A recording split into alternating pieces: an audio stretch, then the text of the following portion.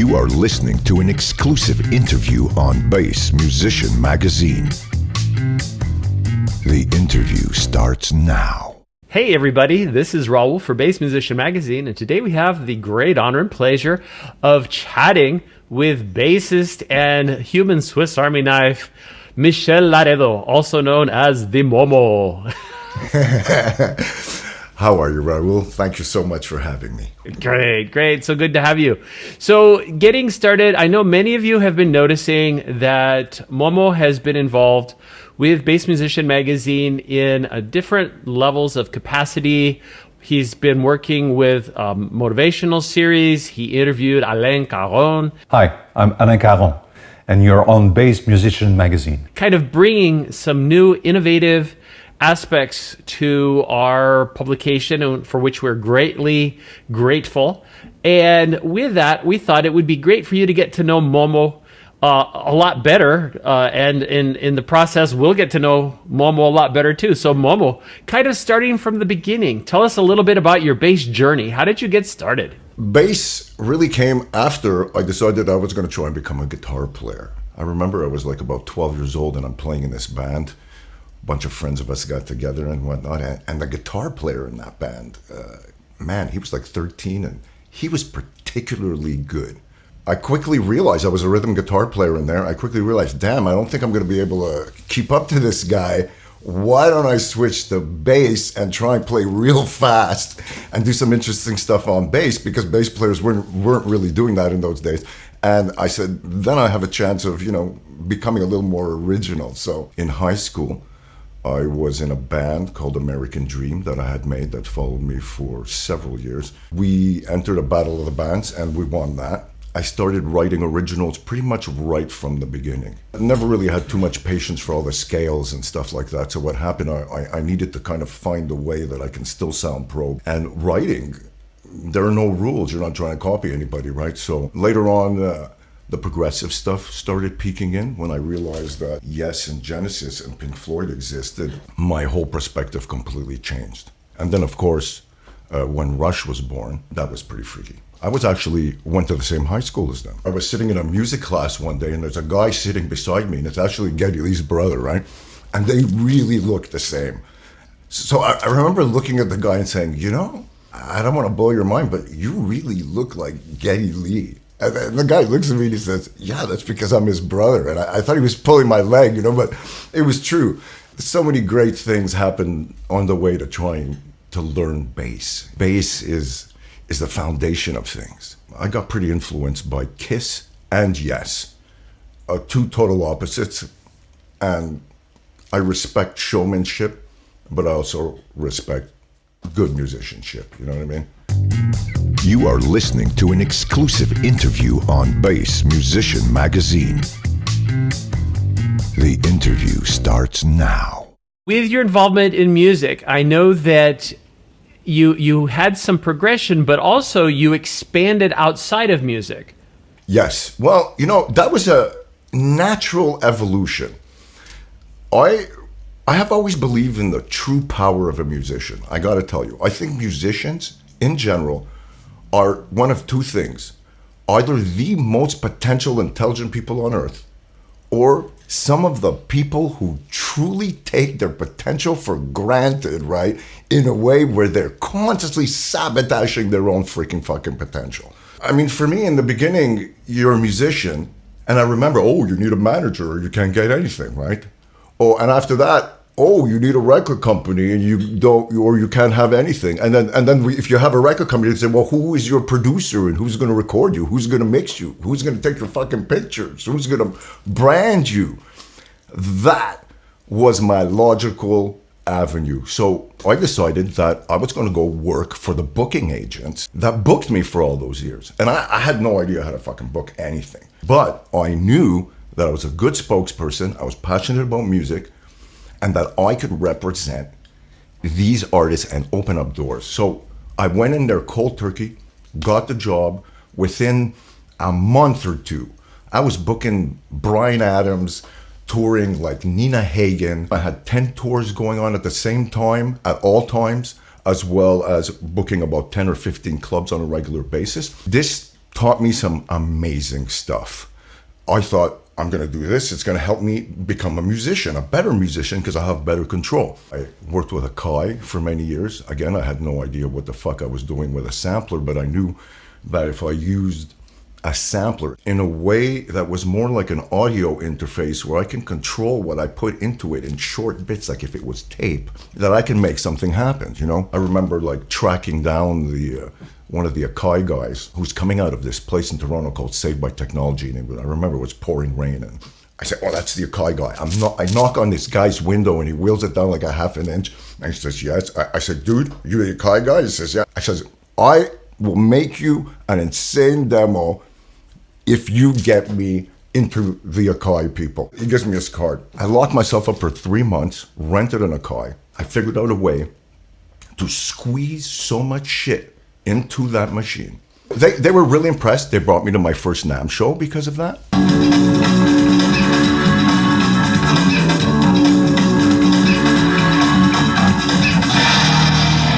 That really opened up a lot of doors. This is where I met Sheldon Dingwall at his very first show. He was standing right next to me in the booth where I was. I met T.M. Stevens in a really, really cool way. I remember he's standing at the end of the hall. It's like my first NAMM show, right? And there's this, wow, what an interesting looking, crazy ass, stand out of the norm kind of guy. So I look at my girlfriend, Krila, and I say, watch this.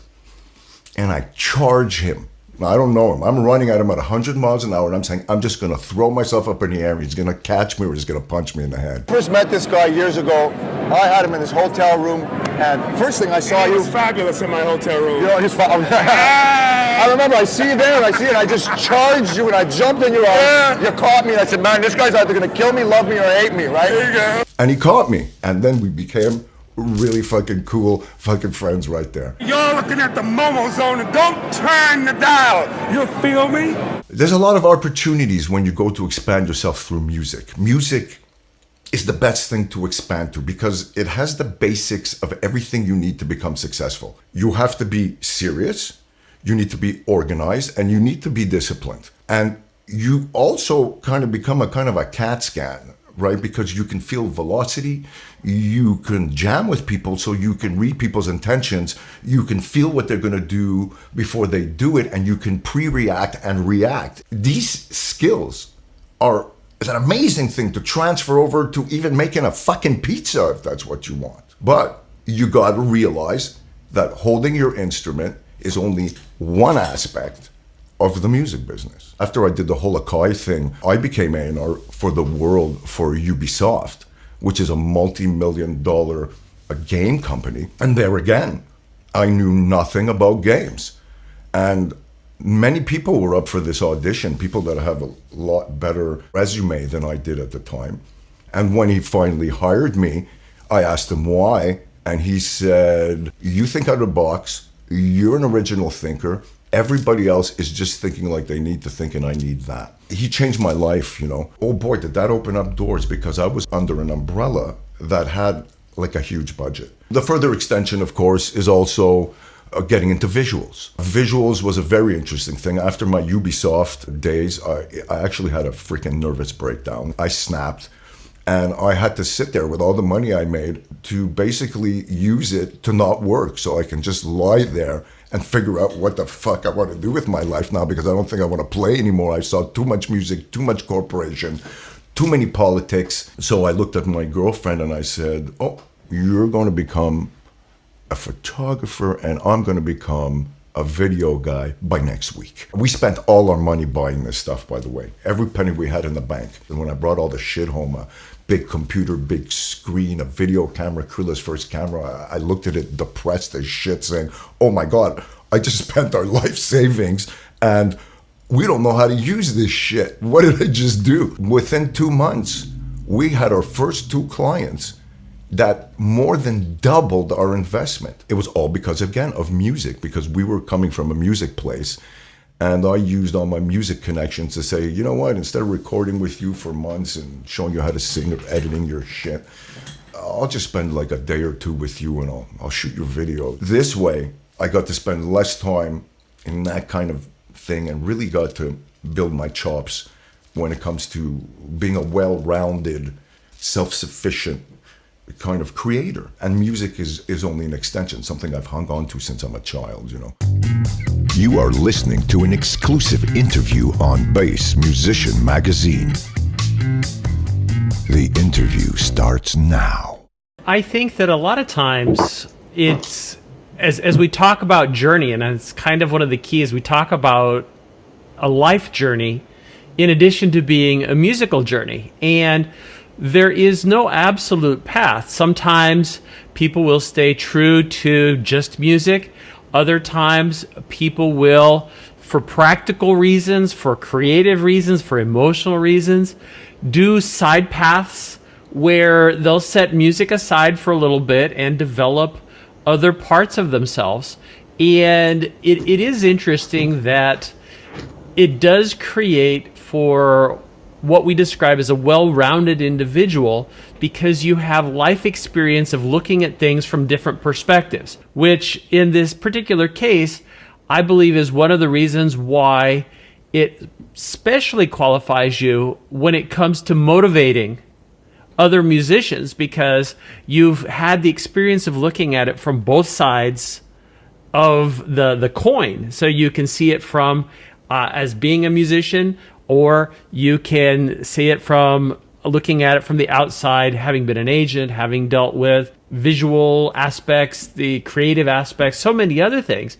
So tell us a little bit about the motivational program. And actually, we have dealt with some of those. And when you're tired and uninspired, and the last thing you want to do is go work on your shit, well, that's exactly the time you get up and go work on your shit. You will be creating from a true organic place at the same time as you blow off some fucking steam, learning to turn your tired, untuned mind into the fuel that lets you deal with what's inside in the best creative way possible. Just because you're tired, it doesn't mean you can't be serious and do some great shit with your tired ass. And if nothing else, making people think a little bit and kind of go, hey, what about this? You know, so tell us more. Motivation was really, again, like everything else, it's the next level of music and production and becoming a well-rounded individual. I've always had the ability to make decisions pretty fast. Part of the problem with anything or a lot of things in the music business is that everything takes too long. I'm at the point where, like, I put out a lot of bass videos and all the things. I don't know how many people know this. I call them jams.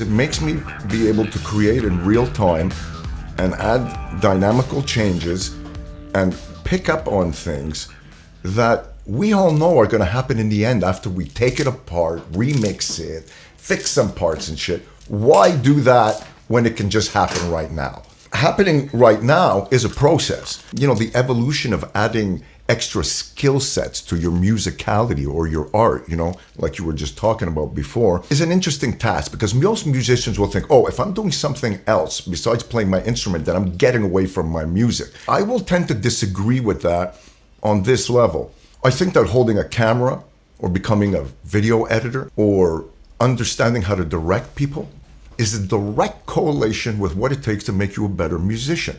Way better than saying, I'm going to go work doing anything else, but it has nothing to do with music, and then I'm coming back to music. At least, if you're working in the technical aspect of things, all these things come back to your musicality. Motivation, to me, is the end result of every single thing I have learned. Chopping, editing, directing people gives you a kind of a prevision to understanding how to predict how people are going to actually act and think. Not everybody is an original thinker. People like to follow trends. People like to do covers. People like to do all kinds of things so that they can justify to themselves that they are doing it. Doing it really is becoming 1000% yourself. And that's why I like motivating people. I like doing the short version of the thoughts you wish you had right now. It doesn't take much.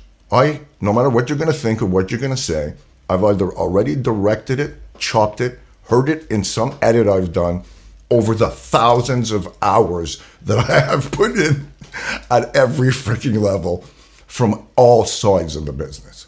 And that is the new music. We have never been in a more powerful situation to be able to use our thoughts to create the ideas that make us be able to do anything we want. And happiness is what it's about. You got to be happy. Music is supposed to be a thing that takes you to your happy place. Generally, what I'm talking about is applicable to everyone. You are listening to an exclusive interview on Bass Musician Magazine. The interview starts now. Now, as we speak of voice, I would be remiss if I didn't mention, because everybody's looking at instruments behind you, we need to talk a little bit about gear, what gives you your musical voice, because, you know, obviously not your vocal voice. Tell us a little about your gear. I'm your typical gear pig, as they say. At one point, I went a little too crazy. A lot of instruments of every kind. Over the last 5 years, I've been really working with a company called Music Vox.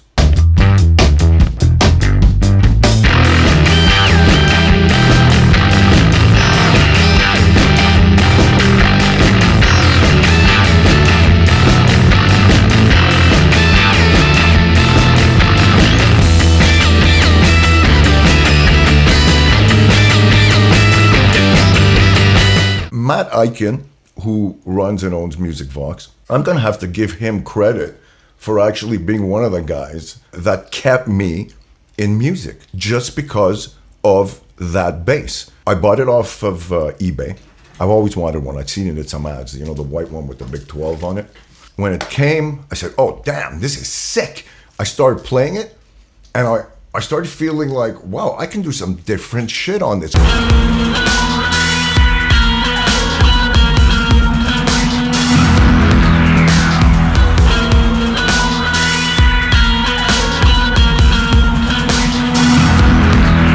Really saved my musicality, and I will always thank Matt for that. And as the years went by, Matt went down to one of the NAMM shows and he invited me down, and this is where we talked about having a signature 8-string. I had taken one of my 12 strings actually, and I had popped off some of the octaves and turned it into an 8-string, and I said, holy shit, man, I'm really digging this. We put these ideas together, hence I got my signature Momo 8-string bass.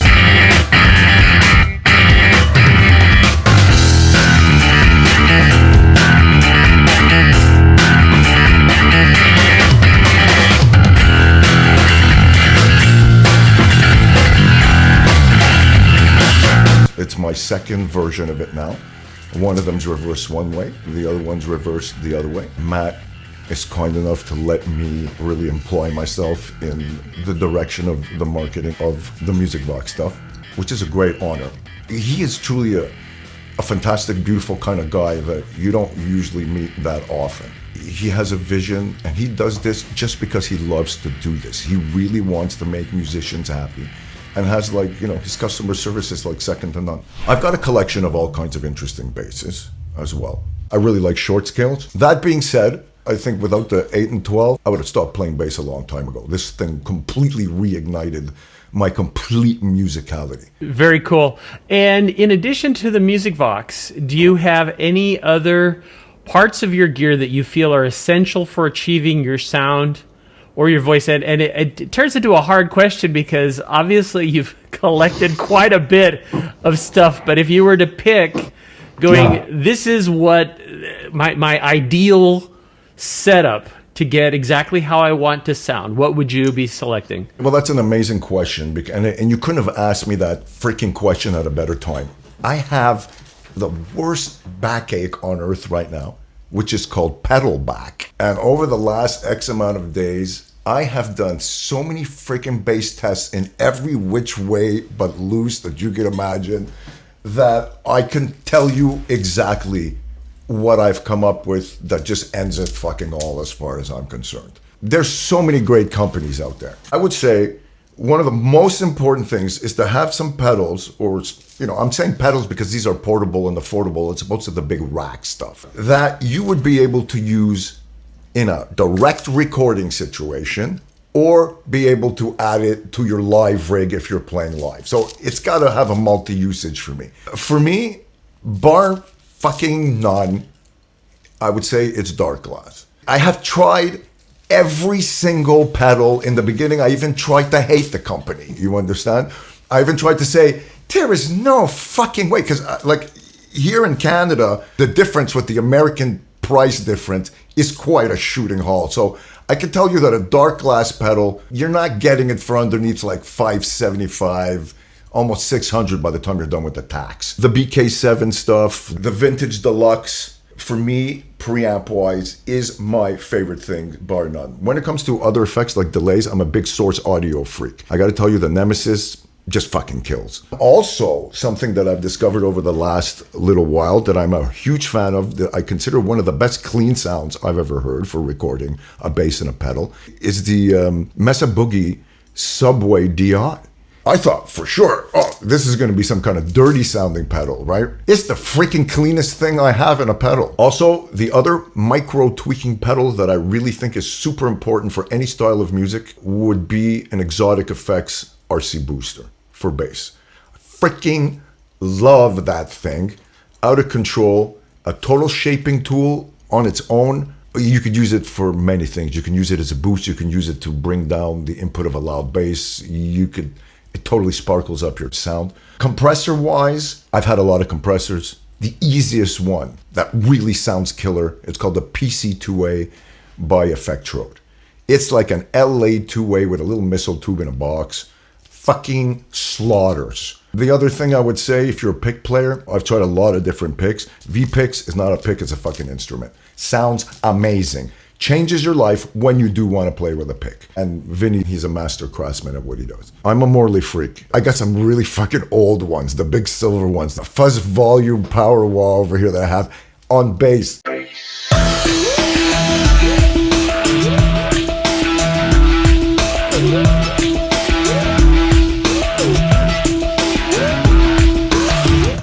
It's just so killer. But Cliff Burton, it was part of his whole sound. Universal Audio, also, I'm a big fan of their plugins and their Apollo series. Neumann mics, when you're gonna go record your voice. Cameras, video cams, picture cams, little mini cams, all kinds of cameras, anything to express yourself, laptops, iPads, all that shit works.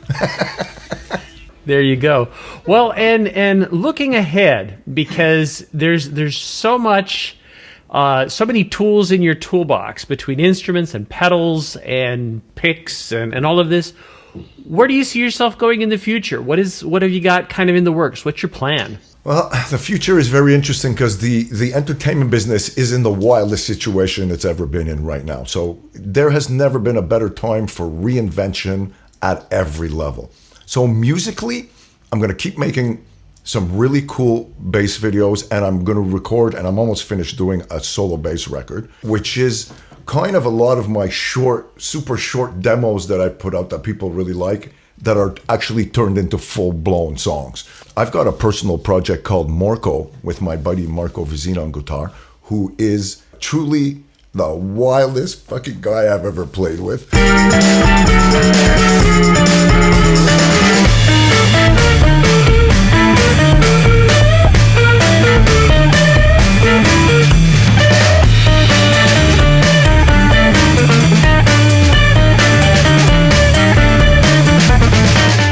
We have a kind of a writing relationship for the last 3 years that is just the most awesome thing I have personally ever experienced. We sit down and we do 3 40-minute jams every single Friday or Thursday or sometimes on Sunday for the last 3 years. And everything is in one take. It is truly probably the best musical thing I have ever been part of technically, especially at this point and this age of my life. So we're going to be working on that. There's videos out there that you can see of us jamming out.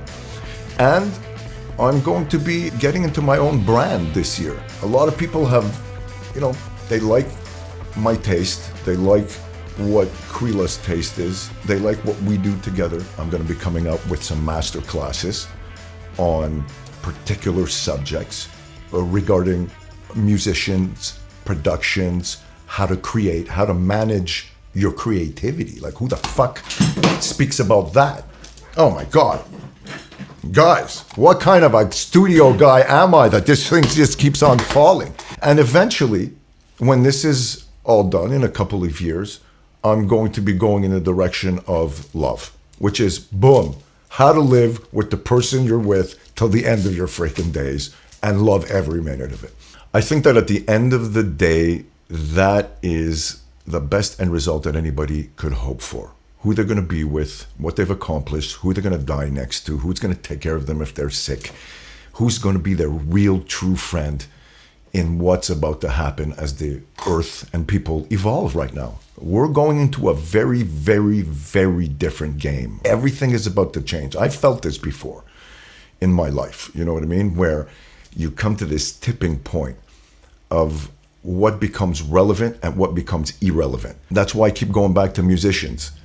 Musicians, in my opinion, you guys have the freaking most potential. What you guys can do, you could change the world. You just got to understand that goes beyond your instrument. The days where the big teams and having 1,000 people doing shit for you and stuff, it's over. It's about micro teams like it is about micro pedals.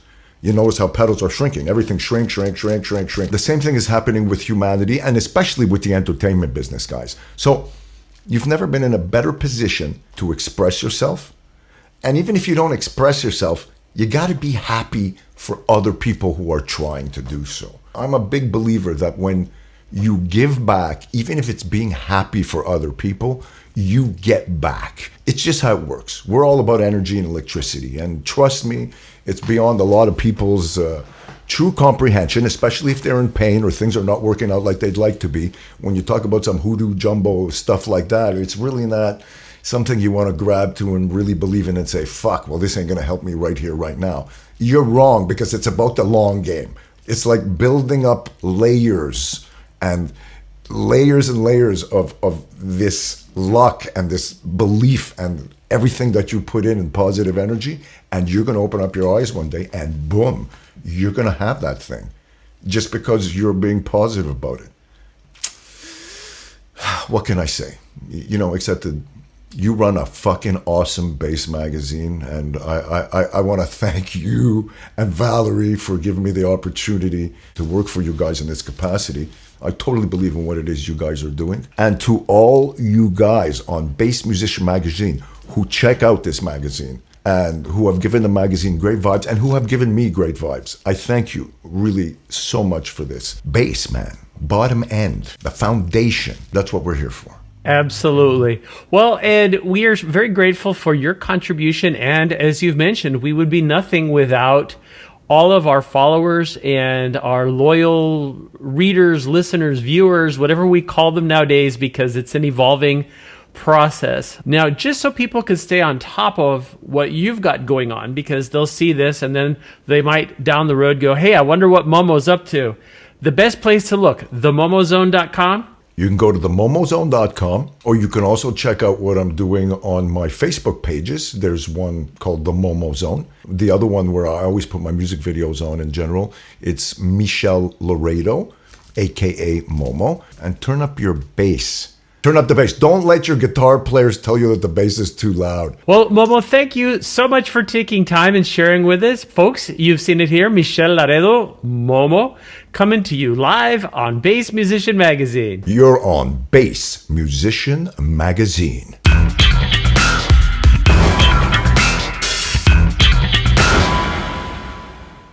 Thank you for checking out BassMusicianMagazine.com, the face of bass.